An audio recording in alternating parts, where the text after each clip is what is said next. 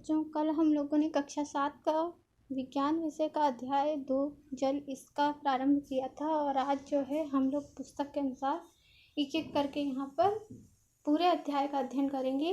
तो चलिए देखते हैं। आप जानते हैं कि पृथ्वी की सतह का लगभग 3/4 भाग जल से ढका है। फिर भी गर्मियों के मौसम में समाचार पत्रों में जल संकट के विषय में पढ़ा होगा।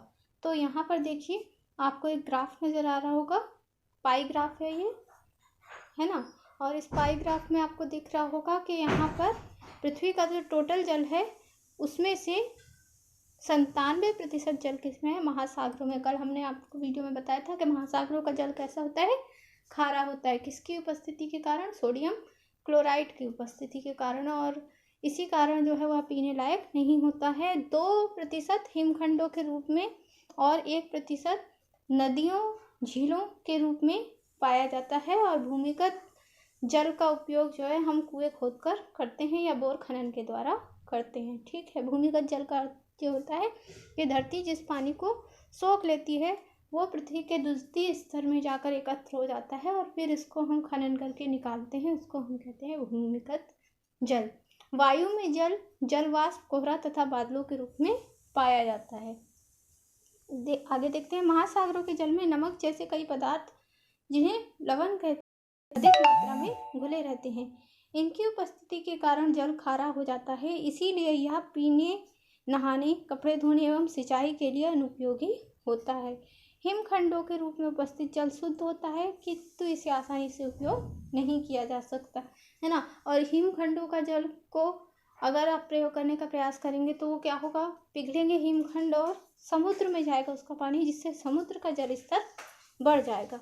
पृथ्वी पर उपलब्ध जल में से मनुष्यों के लिए उपयोग में आने वाले जल की मात्रा बहुत कम है। यह लगभग 10 लीटर जल में से 1 मिली कुल जल का 0.01% के बराबर है ना। तो पृथ्वी पर उपस्थित कुल जल में से हम कितना जल लगभग प्रयोग कर सकते हैं? तो 0.01% जल का ही प्रयोग कर सकते हैं। इसीलिए जो हम लोग गर्मी के मौसम में सुनते हैं कि जल संकट है, वह इसी कारण है क्योंकि उपयोगी जल की मात्रा क्या है?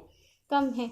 अब आप अनुमान लगा सकते हैं कि उपयोग के लिए कितना कम जल उपलब्ध है। ठीक है। जीवन निर्वाह के लिए जल का महत्व।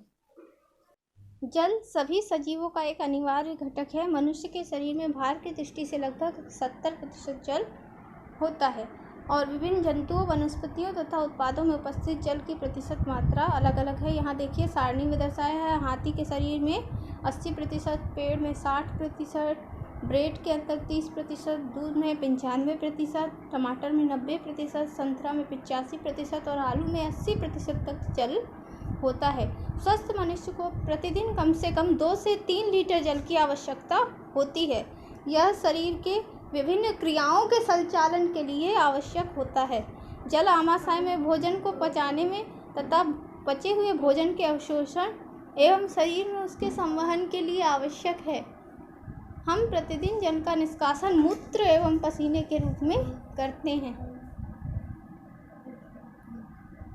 और इनके माध्यम से अपशिष्ट पदार्थों को शरीर से बाहर निकालते हैं। शरीर के पसीने के रूप में जल का निकलना हमारे शरीर के तापमान को भी नियंत्रण करता है।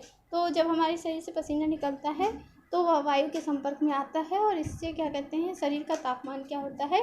कम होता है। इसीलिए आप देखेंगे कि गर्मी के मौसम में जब पसीना आता है और आप पंखे की हवा में अगर जाएंगे तो वहाँ पर आपको कैसा लगता है? ठंडा लगता है। अतः हमें, क्योंकि पसीने का वाष्पन होने के कारण शरीर की जो त्वचा है उसका ताप कम हो जाता है, अतः हमें पर्याप्त मात्रा में जल का सेवन करना चाहिए जिससे शरीर की समस्त क्रियाएं उचित रूप से संचालित हो सके। पौधे के लिए भी जल उतना ही आवश्यक है जितना कि जंतुओं के लिए। अब यहाँ देखिए क्रियाकलाप दिया है जिसमें मूंग के बीज, कटोरी, पानी, कपड़ा और मिट्टी। ठीक है। तो ये क्रियाकलाप से जो है अंकुरण के लिए पानी कितना आवश्यक है उसको जो है समझाना चाह रहा है। यहाँ क्या करेंगे कि बीजों को अंकुरित करके उनको 2-3 भाग में बांटेंगे और का और खा 2 सूखी मिट्टी के भागों में उनको बो देंगे। एक में पानी डालेंगे, एक में नहीं डालेंगे और 2-3 दिन पश्चात देखेंगे कि जिस गमले में आप पानी डाल रहे थे उसके बीजों में वृद्धि शुरू हो गई और जिसमें पानी नहीं डाल रहे थे वहाँ पर जो बीज है वो मर गया है। तो इससे क्या निष्कर्ष निकलता है? क्या आपने यह निष्कर्ष निकाला कि पौधे में अंकुरण और वृद्धि के लिए जल आवश्यक है ना? तो पहले जब हमने अंकुरण किया तो बीज को क्या करना पड़ा? पानी में हमको भिगाना पड़ा, और भिगाने पर ही उसमें से अंकुर बाहर आया, यानी कि अंकुरण के लिए जल आवश्यक है। और बाद में जब हमने अंकुरित बीजों को 2 भागों में किया और 2 अलग अलग गमलों में उनको बोया, और एक में पानी डाला, एक में नहीं डाला, तो हमको देखने को मिला कि जिस गमले में हमने पानी डाला था उसमें बीज क्या हो रहे हैं? अंकुरित हो गए हैं और उनमें पत्तियां निकल आई हैं, और जिनमें हमने पानी नहीं डाला था उसमें जो बीज था, अंकुरित बीज, वह क्या हो गया है? मर गया है। ठीक है। तो आप यह भी जानते हैं कि पौधे की जड़ें जल में मिले खनिज लवणों को अवशोषित कर पौधे के विभिन्न भागों तक पहुंचाती हैं। हरे पौधे सूर्य के प्रकाश की उपस्थिति में कार्बन डाइऑक्साइड एवं जल से क्रिया करके भोजन बनाते हैं। इस प्रकार हमने देखा कि जल पौधे के लिए कितना महत्वपूर्ण होता है।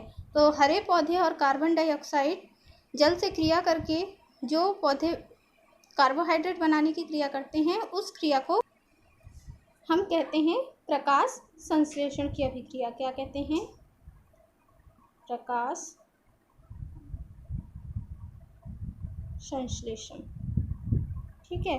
और इस प्रकाश संश्लेषण की क्रिया में कार्बन डाइऑक्साइड, जल आपस में अभिक्रिया करके कार्बोहाइड्रेट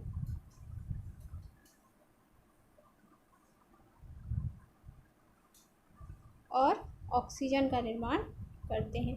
और इसमें प्रकाश संश्लेषण, क्योंकि इसमें किसकी आवश्यकता पड़ती है? हमको सूर्य के प्रकाश की आवश्यकता पड़ती है। क्या क्या इसमें हमको चाहिए होता है? पहला चाहिए होता है सूर्य का प्रकाश, और दूसरी चीज़ क्या चाहिए होती है? हरित लवक। अब हरित लवक आप लोग जानते ही होंगे कि हरित लवक कहाँ उपस्थित होता है? जो पत्तियाँ होती हैं, पत्तियाँ जो होती हैं, हरी पत्तियाँ, ऐसी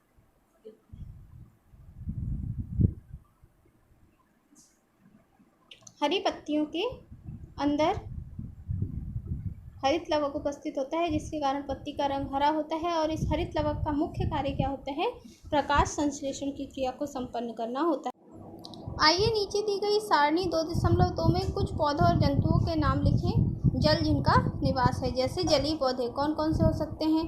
कमल हो सकता है, हाइड्रिला हो सकता है, सिंघाड़ा हो सकता है ना? जलीय जंतु कौन कौन से हो सकते हैं? मछली हो सकता है, मगरमच्छ हो सकता है, मेढक हो सकता है ना? और जलीय सूक्ष्म जीव अमीबा, पैरामीशियम, यूग्लिना, एंट अमीबा, हिस्टोरिस्का आदि क्या हो सकते हैं? जलीय सूक्ष्म जीव हो सकते हैं। इनके उत्तर दीजिए, है ना? तो पहला प्रश्न आपका आ गया, महासागरों के जल का उपयोग मनुष्य अपने दैनिक जीवन में क्यों नहीं कर सकते? तो ये प्रश्नों के उत्तर जो है अभी जो हमने अध्ययन किया है उसके आधार पर आप निकालने का प्रयास कीजिए। जैसे महासागरों के जल का उपयोग मनुष्य अपने दैनिक जीवन में क्यों नहीं कर सकते? तो मैंने आप लोगों को क्या बताया है कि महासागरों का जल कैसा होता है? खारा होता है। यहाँ देखिए, है ना? महासागरों के जल में नमक जैसे कई पदार्थ, लवण अधिक मात्रा में घुले रहते हैं, है ना? इसी कारण इनका जल क्या हो जाता है? खारा हो जाता है, और इसलिए यह पीने, नहाने, कपड़े धोने और सिंचाई के लिए अनुपयोगी होता है। तो ये जो है आपके पहले प्रश्न का उत्तर यहीं से निकल गया है। ठीक। उसके बाद में दूसरा प्रश्न देखते हैं, मनुष्य के शरीर के लिए जल क्यों आवश्यक है? तो मनुष्य के शरीर में जितनी भी जैविक क्रियाएं होती हैं, है ना? यहाँ देखिए, हम जल आमाशय में भोजन को पचाने के लिए तथा पचे हुए भोजन के अवशोषण के लिए और शरीर में संवहन के लिए, संवहन मतलब जो रक्त होता है वो कौन सी अवस्था में होता है? द्रव अवस्था में होता है। और कल आप लोगों को बताया था कि 79% रक्त में क्या होता है? जल होता है, और उसी के कारण रक्त को वह बहने में सहायता करता है, और रक्त के द्वारा ही पोषक पदार्थों को एक स्थान से दूसरे स्थान लाया और ले जाया जाता है। दूसरा, मूत्र के माध्यम से शरीर से अपशिष्ट पदार्थों को बाहर निकालने का कार्य करता है। पसीने के माध्यम से अपशिष्ट पदार्थों को बाहर निकालने का कार्य करता है। और तापमान के रूप में जो जल तापमान को हमारे शरीर के नियंत्रण करने का कार्य कौन करता है? जैसे गर्मी के मौसम में बहुत ज़्यादा जब तापमान बढ़ने लगता है तो शरीर में पसीना आने लगता है, इसीलिए गर्मी में पानी ज़्यादा पीने को कहा जाता है, क्योंकि पसीना आना एक अच्छी बात है। पसीना आएगा गर्मी में तो हमारे जो शरीर का तापमान है वो क्या होता है, उससे नियंत्रित होता है। तो यहाँ पर हमारे दूसरे प्रश्न का उत्तर भी आपके पुस्तक से ही आपको मिल जाएगा।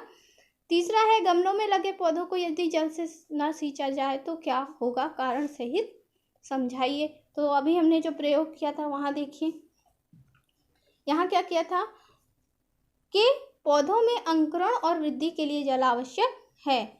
आप यह तो भी जानते होंगे कि पौधे की जड़ें जल में विलय खनिज लवणों को अवशोषित कर पौधे के विभिन्न भागों तक पहुँचाती हैं, और हरे पौधे सूर्य के प्रकाश की उपस्थिति में कार्बन डाइऑक्साइड एवं जल की क्रिया से भोजन बनाते हैं। इस प्रकार हमने देखा कि जल पौधों के लिए भी कितना महत्वपूर्ण है।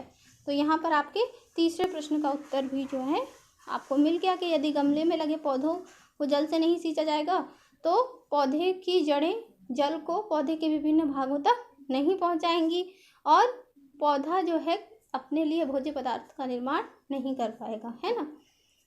चौथा है, जलीय जीवों के लिए जल किस प्रकार महत्वपूर्ण है। तो यहाँ देखिए, जो सारणी में जितने भी जलीय जीव हैं वो सारी जीवन की क्रियाएं जैसे कि पोषण, उत्सर्जन और श्वसन आदि कहाँ करते हैं, जल के ही अंदर करते हैं। खासतौर से श्वसन जो होता है उनके लिए उनके शरीर के अंग ऐसे अनुकूलित बने। आपने मछली को देखा होगा, मछली को अगर आप पानी से बाहर निकाल दोगे तो मछली क्या हो जाएगी, मर जाएगी, क्योंकि उसके शरीर में जो श्वसन करने के लिए जो गिल्स बने होते हैं वह इस प्रकार के बने होते हैं कि वो जल से बाहर सांस नहीं ले सकती है। ठीक है, तो जो जलीय पौधे, जंतु और सूक्ष्म जीव होते हैं वो जल में रहने के लिए अनुकूलित होते हैं, इसीलिए वह जल के बाहर जीवित नहीं रह सकते। इसके आंसर में यही आएगा, जलीय पौधे और जंतु जल में रहने के लिए अनुकूलित होते हैं, इसलिए वह जल के बाहर जीवित नहीं रह सकते, अतः जल उनके लिए महत्वपूर्ण होता है। उदाहरण में आप मछली का उदाहरण लिख सकते हो कि मछली श्वसन गिल्स के माध्यम से करती है, और यदि उसको पानी से बाहर निकाल दें तो वह हमारी तरीके से वायु में सांस नहीं ले पाएगी और मर जाएगी। ठीक है, तो आज की कक्षा में बस इतना ही, और आप लोगों का गृह कार्य ही यही है कि इन चारों प्रश्नों के उत्तरों को आप लोग अपनी कॉपी में नोट करके और कॉपी का फ़ोटो खींच के हम लोगों के व्हाट्सएप समूह पर जल्द से जल्द डालें। धन्यवाद।